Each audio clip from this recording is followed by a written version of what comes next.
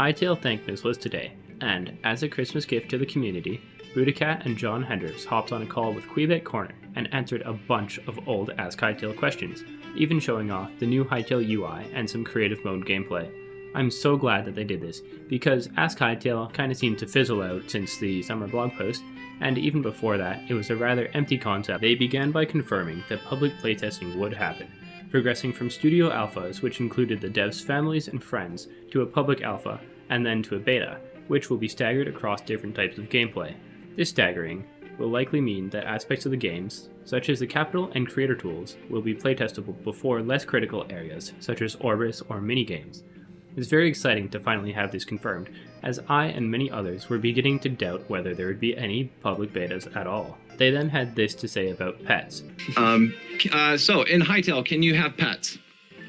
Oh, of course. And confirmed that you can have many pets, but also continued on to question if pets were the right word, arguing that pets were more like companions, because the category is much broader than just pets, likely including friends from factions such as Quebecs, as well as mounts and animals with other yet unrevealed purposes, like maybe hunting dogs. They then confirmed that you would be able to play Hytale offline, which is unsurprising to me personally, but will comfort a lot of people who are starting to think that Hytale could become a browser-based online-only game like Roblox is.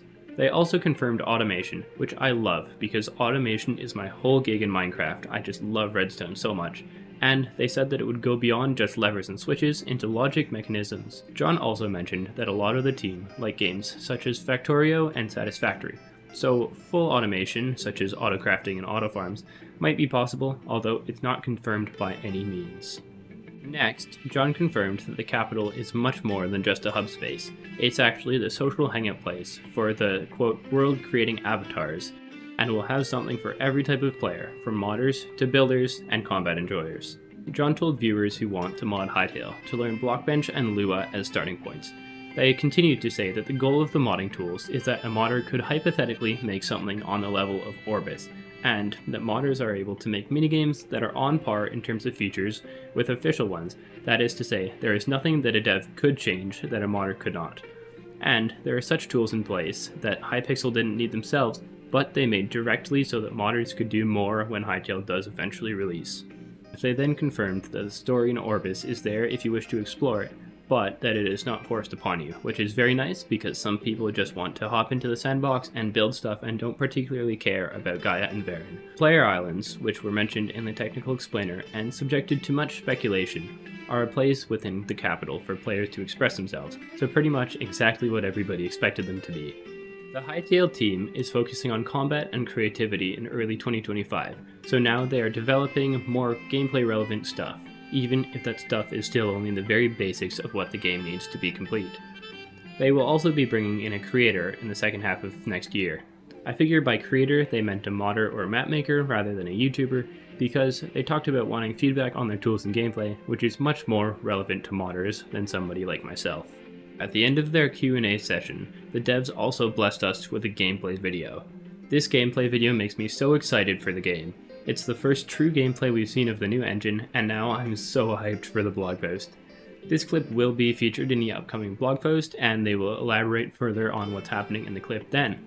Naturally, I am impatient, and I'm sure you are as well, so I'll break it down anyways. The clip itself is a video of a player in creative mode pasting several prefabs onto a hill to transform it into something that looks much more natural than it did to begin with.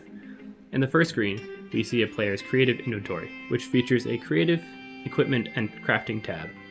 This inventory also has 5 rows of extra space, which is more than the 4 we had seen previously, so I wonder if that is a new feature, or if creative mode players simply receive more space than adventure mode ones. There is reason to believe that adventure mode players will also get 6 total rows of inventory though, because when we watch further into the video, we can see a bunch of commands listed on the side, one which allows the player to switch into adventure mode. Just because you can doesn't mean you should though, as I'm almost certain pressing M at that height would lead to a very quick demise for the avatar. As for the rest of the sidebar, we can see that inventory is bound to tab. I wonder if this is by default, or if this player specifically switched it away from the more standard E or I keys.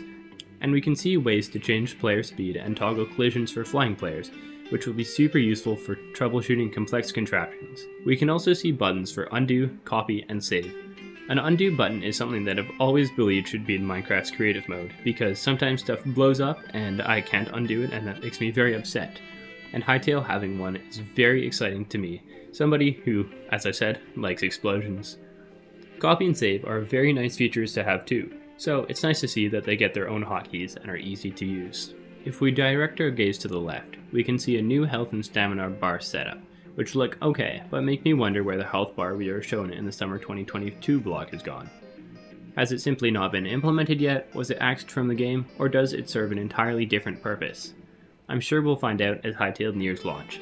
This video also starred a new piece of Hytale OST, which has been playing in the background of this video and is a bit of a departure from the other songs we've heard, but one that I love nonetheless. With the winter blog post so near, getting all this info is super exciting, and I can't wait to see what they have in store for us when that finally releases. That being said, blog posts of late have a track record of disappointing the community, so try to hold your excitement, knowing that the whole post could just be about this one video that we've already seen. Finally, before I go, my last video had a couple errors. I spoke about the low frame rate of the gameplay footage, which apparently is due to the videos being GIFs, and not a reflection of the gameplay. I am sorry to anybody who are confused by saying that. The gameplay seems to be good based on the video we saw today. That is all for this video, goodbye, and I'll see you when the blog post drops.